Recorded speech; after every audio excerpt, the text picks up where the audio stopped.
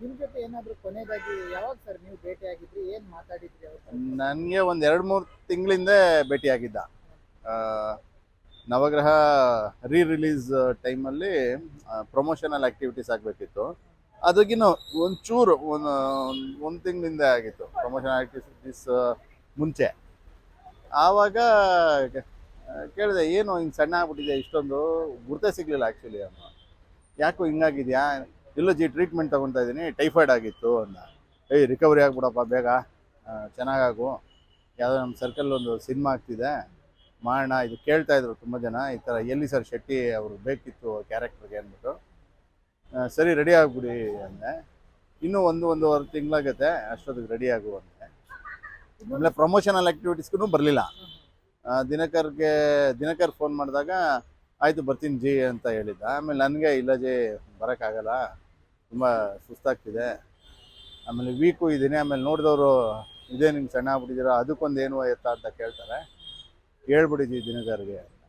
ಆಮೇಲೆ ದಿನಕರ್ಗೆ ಹೇಳಿದೆ, ಮಗ ಇಲ್ಲ ಕಣ ಬರೋಕ್ಕಾಗಲ್ವಂತೆ, ಪಾಪ ಹುಷಾರಿಲ್ಲ. ಅದಾಗಿ ನೋಡಿ ಒಂದು 2-3 ತಿಂಗಳು ಹಿಂಗಾಯಿತು.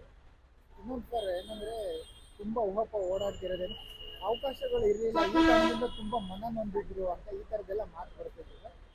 ಏನು ಇರ್ಬೋದೇನೋ, ಅವಕಾಶ ಅಂತೂ ಇರಲಿಲ್ಲ, ಅದೂ ಒಂದು ಕಾರಣ ಇರಬಹುದು. ಯಾಕಂದರೆ ನಮ್ಮ ಇಂಡಸ್ಟ್ರೀಲಿ ಒಂದು ಭಾಳಷ್ಟು ನತದೃಷ್ಟ ಕಲಾವಿದರಿದ್ದಾರೆ.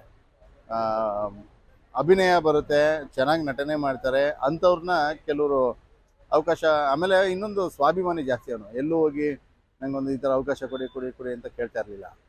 ಅದೇ ಒಂದೆಲ್ಲೋ ಅವ್ನಿಗೆ ಮೈನಸ್ ಆಯ್ತಾ ಅಂತ ಒಂದು ತಿಂಗಳು. ಆಮೇಲೆ ನಮ್ಮವರು ಹಂಗೆ ಇದ್ದಾರೆ ಕೆಲವರು. ಇಲ್ಲಿ ಯಾರು ಜಾಸ್ತಿ ಚಾನ್ಸ್ ಕೊಡಿ ಅಂತ ಕೇಳ್ಕೊಂಡೋಗಿ ಅದೊಂದು ಬೇರೆ ರೀತಿಯಲ್ಲಿ ಕೊಡ್ತಾರೆ.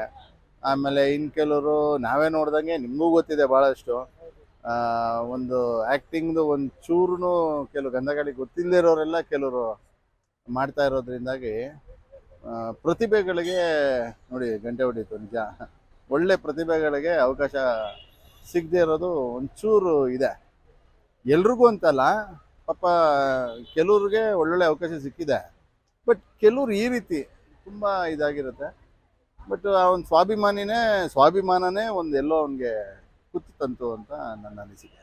ಮದ್ವೆ ಬಗ್ಗೆ ಏನಾದ್ರು ನಿಮ್ ಜೊತೆ ಏನಾದ್ರು ಮಾತುಕತೆ ಆಡಿದ್ರ ಏನು ಅಂತ ಸರ್? ಇಲ್ಲ, ಮದ್ವೆದೇನು ಹೇಳಿ, ನಾನು ಪರ್ಸನಲ್ ಥಿಂಗ್ಸ್ ಏನು ಕೇಳ್ತಾ ಇರಲಿಲ್ಲ. ಸುಮ್ಮನೆ ಯಾವಾಗಾದ್ರೂ ರೇಗ್ಸೋದು.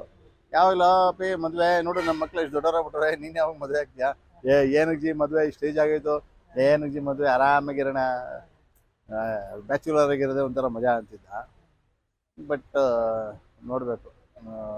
ಇನ್ನೂ ಬಿಟ್ಟು ಬೇರೆ ಏನಾದ್ರು ಮಾಡ್ಕೊಂಡಿದ್ರು ಅಂತ ನಿಮ್ಗೆ ಗೊತ್ತಾ? ಇಲ್ಲ, ಅಂದರೆ ಮುಂಚೆ ಆರ್ಕೆಸ್ಟ್ರಾದಲ್ಲಿ ಮಿಮಿಕ್ರಿ ಅದು ಇದು ಮಾಡ್ತಿದ್ದ. ಆಮೇಲೆ ಏನೋ ಒಂದು ಬಿಸ್ನೆಸ್ ಮಾಡ್ತೀನಿ ಜಿ ಅಂತ ಹೇಳ್ತಿದ್ದ, ಬಟ್ ಏನು ಅನ್ನೋದು ಇನ್ನೂ ಕ್ಲಾರಿಟಿ ಇಲ್ಲ. ಅಷ್ಟೇ ನನಗೆ ಗೊತ್ತಿರೋದು ಅಷ್ಟೇ. ಯಾಕಂದ್ರೆ ನಾನು ಪರ್ಸನಲ್ ತುಂಬ ಯಾರ್ದು ಪರ್ಸನಲ್ ವಿಷಯ ಕೇಳಲ್ಲ. ಯಾಕಂದರೆ ಏನೋ ಒಂದು ಕೇಳಿ ಅವ್ರಿಗೇನೋ ಹರ್ಟ್ ಆಗೋದು ಆ ಥರ. ಯಾಕೆ ಈಗಿದ್ದೀವ ಎದುರುಗಡೆ ಚೆನ್ನಾಗಿದ್ದೀವ, ಚಿಲ್ಲಾಗಿರೋಣ ಅಷ್ಟೇ, ಆ ಮೂಮೆಂಟ್ನೇ ಎಂಜಾಯ್ ಮಾಡೋಣ ಅಷ್ಟೇ. ಪರ್ಸನಲ್ ತುಂಬ ಕೆದಕಿ ಅವ್ರಿಗೆ ಮನ್ಸಿಗೆ ಘಾಸಿ ಮಾಡೋದು ನನಗೆ ಇಷ್ಟ ಇಲ್ಲ. ನವಗ್ರಹದಲ್ಲಿ ನಿಮ್ಮಿಬ್ರು ಜೋಡಿ ತುಂಬಾ ಮೋಡಿ ಮಾಡಿದ್ರು, ಹೌದೌದು, ಅದಾದ್ಮೇಲೆ ಎಲ್ಲೂ ಕಾಣಿಸ್ಕೊಂಡಿಲ್ಲ ಈ ಜೋಡಿ. ಎಲ್ಲರೂ ಜನರು ಕೇಳ್ತಾ ಇದ್ರು, ಹೌದೌದು. ಕಾಣಿಸ್ಕೊಂಡಿರ್ಲಿಲ್ಲ. ನಿಮ್ಗೆ ಆ ಥರದ್ದು ಏನಾದ್ರು ಒಂದು ಫೀಲ್ ಇದೆಯಾ? ಮತ್ತೊಂದು ಇದೆ, ಖಂಡಿತ ಇದೆ. ಆಮೇಲೆ ಒಂದು ಸಿನಿಮಾದಲ್ಲಿ, ಅಂದರೆ ನಂದೇ ರಾಕಿ ಸಿನಿಮಾದಲ್ಲಿ ಒಂದು ಚಿಕ್ಕ ಕ್ಯಾರೆಕ್ಟ್ರು, ಅಂದರೆ ಅಲ್ಲಿ ಒಂದು ಕಾಲೇಜ್ ಡೇ ಥರ ನಡೀತಾ ಇರುತ್ತೆ, ಅದರಲ್ಲಿ ಒಂದು ಕಾಮಿಡಿ ಸ್ಕಿಟ್ ಥರ ಒಂದು ಮಾಡಿಸಿದ್ದೆ. ನಮ್ಮ ಗೆಳೆಯನೇ ಅಲ್ವಾ, ಒಂದು ಇರಲಿ, ಯಾರಿಗೂ ಬೇರೆಯವ್ರಿಗೆ ಕೊಡೋ ಬದಲು ಇವನೇ ಮಾಡಲಿ ಅಂದ್ಬಿಟ್ಟು ಒಂದು ಸ್ಕಿಟ್ ಮಾಡಿಸಿದ್ದೆ. ಅದರಲ್ಲಿ ಚೆನ್ನಾಗಿತ್ತು, ಸಖತ್ತಾಗಿ ಮಾಡಿದ್ದ, ಒಂದು ಫನ್ನಾಗೆ.